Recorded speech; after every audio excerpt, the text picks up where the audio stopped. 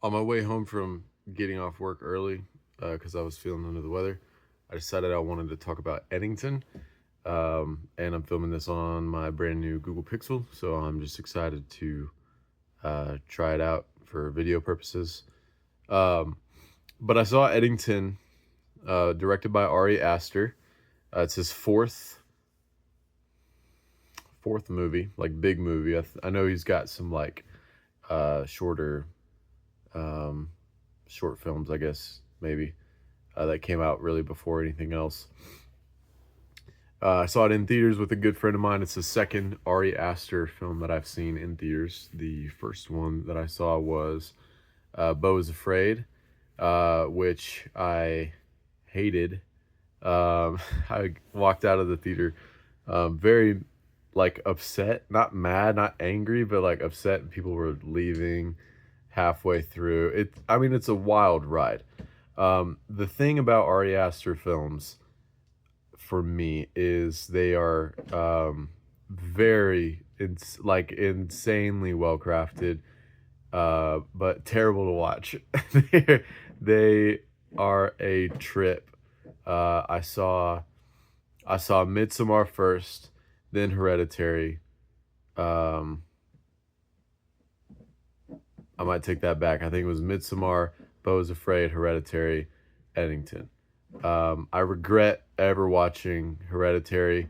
I just some like faith, um, belief, and personal convictions I have really was disturbed by the demonic stuff, like to the level that it is. And I know some people might say like, "Oh, what about Midsommar?"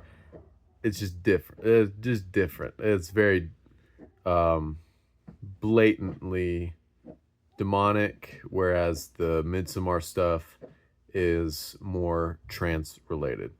Um, and and those two things can be separate, but share a lot of the same qualities.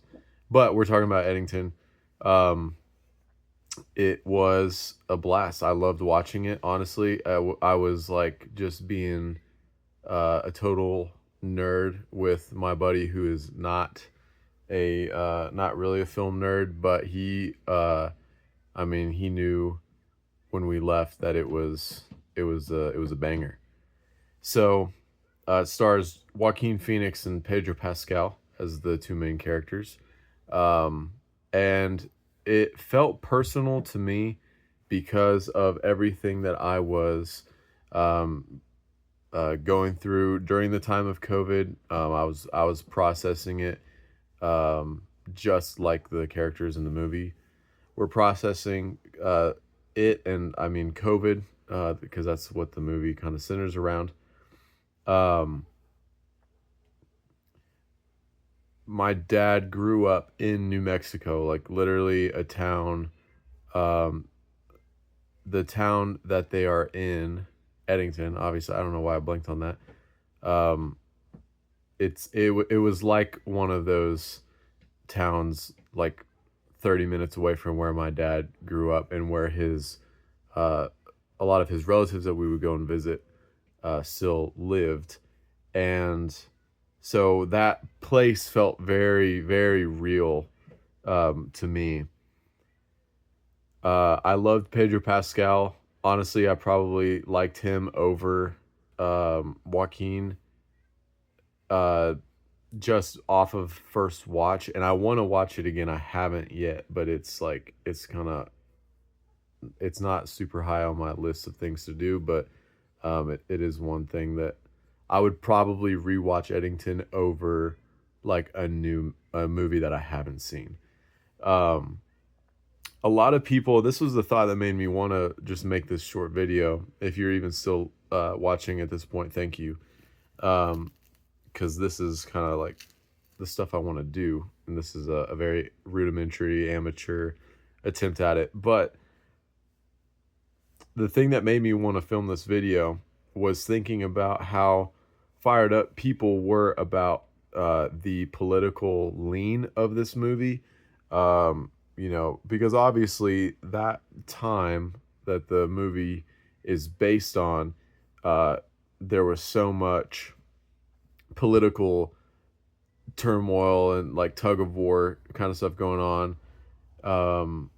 The exchange of power between Trump to Biden, like right at the cusp of um, really the worst of it. I think. Um, so that was going on. Obviously, all the policies in each state having their kind of hard stances on certain things, and then you get into like the liberal cities versus the conservative and cities and their individual approaches to things, and just how disoriented everybody was, and torn apart. I mean, the whole um, I think the movie did a really great job of giving you not giving you the sense of like it's not manufactured. It's like you remembered it because it happened, but that sense of like distance we felt, not just social distance, but emotionally, spiritually disconnected from everyone around us, in ways that we've never seen, and I think those effects still linger.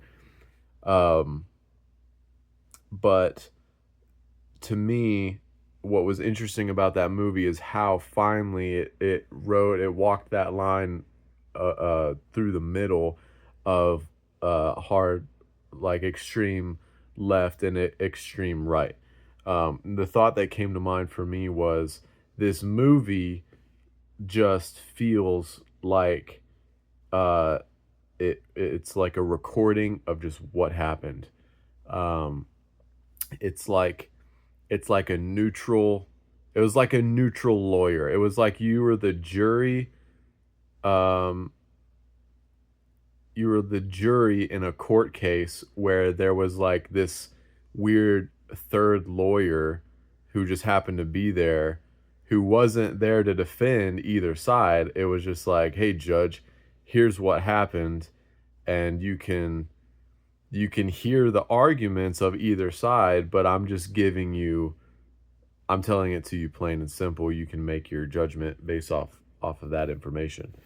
That's how it felt to me. I felt like everybody in that theater um, was part of the jury with me, and I haven't had a ton of like in theater viewings for movies that are so new and bold and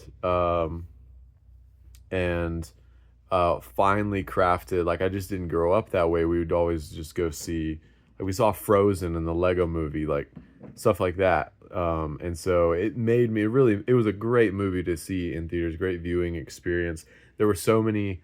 I say so many. There were like 3 or 4 moments where like everybody would like gasp, or something so outrageous would happen that people would just laugh at the sheer absurdity of it.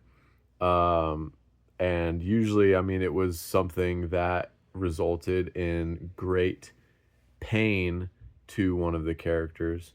And so, all in all, I don't think it's a movie to.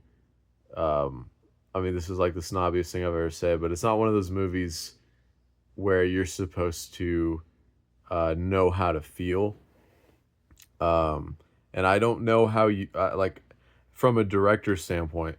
I think that's incredible when somebody can do that, like play with your emotions so um, so hard. I mean, like people who are extreme liberal are gonna view it a certain way for sure, and extreme conservative, same thing.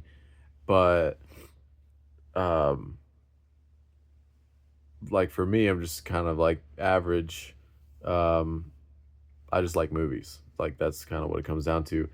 And I wasn't there to have an opinion. I wasn't there to watch the movie and be like, yeah, those whatever.